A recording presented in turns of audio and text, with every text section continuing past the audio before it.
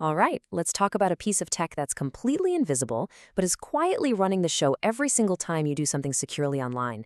It's called a digital certificate, and trust me, without it, the internet we rely on every day just wouldn't work. So, what is this thing really? You've seen it a million times, right? That little padlock icon right next to the website address in your browser. We all know it means the site is safe, but what's actually happening behind the scenes? Well, that little lock is just the tip of the iceberg of a huge global system of trust. And the heart of that full system, you guessed it, it's the digital certificate. You know, the absolute easiest way to wrap your head around a digital certificate is to just think of it as an ID card, but for the internet. Seriously, just like your driver's license proves you are who you say you are, a digital certificate does the exact same thing for a website or even a person online. It's the bedrock of all digital trust. Okay, so let's get the official textbook definition out of the way. A digital certificate is an electronic credential that verifies the identity of an individual, organization, or website. It's a pretty straightforward way of saying it's a formal digital proof of who you are. So whenever your browser shows you that padlock, what it's really doing is asking the website, hey, let me see some ID, please. And that simple split-second check is what ensures you're actually talking to your bank and not some scammer pretending to be your bank. And this ID card comparison? It's not just a loose analogy, it's surprisingly direct. I mean, look at this. Your physical ID has your name, right? So does a certificate. Your ID is issued by the government. A certificate is issued by a trusted third party called a certificate authority. They both have expiration dates. They both have unique serial numbers. It's literally the same concept, just redesigned for our digital world. So that brings up a good question. If these are ID cards, who's handing them out? I mean, you can't just print your own driver's license, right? That would kind of defeat the whole purpose.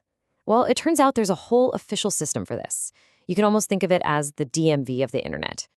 And this DMV is called a Certificate Authority, or a CA for short. These are globally recognized, highly trusted organizations, and their entire job is to verify identities online. In fact, your phone, your laptop, your browser, they all come with a built-in list of CAs they already trust. So if a certificate is signed by one of them, your device automatically says, okay, this one's legit. Now, getting one of these certificates is a pretty strict process, as it should be. First, a company or an organization has to apply for one. Then, the CA does its homework. They go through a really rigorous process to make sure the applicant is exactly who they claim to be.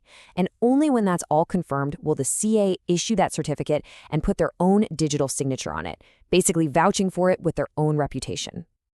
Okay, so we know who issues these digital IDs and why they're so important. But what information is actually on the certificate itself? What does it say? Let's pop the hood and take a look. So just like your driver's license, it has the basics, the name of the holder, a unique serial number, and of course, an expiration date. But then it has two super important digital pieces. First, a copy of the holder's public key. That's a crucial piece of info used to encrypt data so only the intended recipient can read it.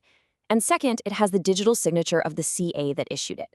And that signature, it's basically an unforgeable seal of approval, proving a trusted authority has checked everything out.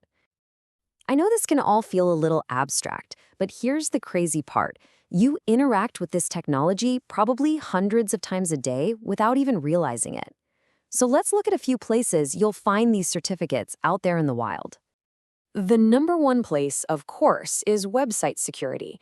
It's the technology, known as SSL or TLS, that puts the S in HTTPS and gives you that little padlock.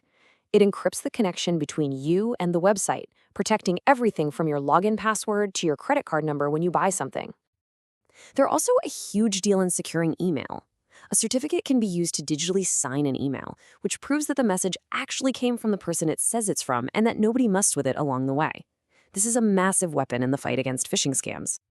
Ever used a VPN for work or for privacy? Well, certificates are often working behind the scenes there too. They're used to authenticate your computer to the network, kind of like showing your badge at the door to make sure only authorized people get in.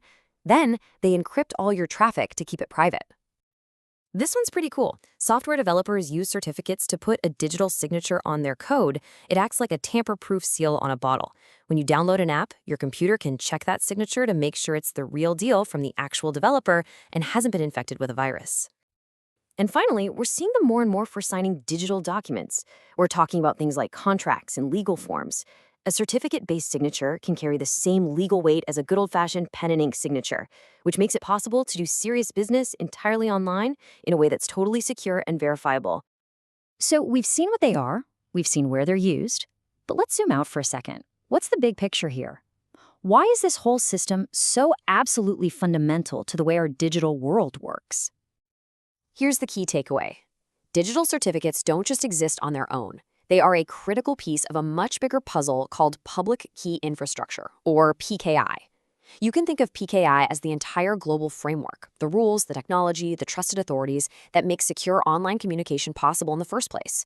So if certificates are the ID cards, PKI is the whole system of government, DMVs, and law enforcement that actually makes those ID cards mean something. At the end of the day, it all boils down to this. Digital certificates, quote, play a vital role in establishing trust, verifying identities, and ensuring confidentiality and integrity in digital communication.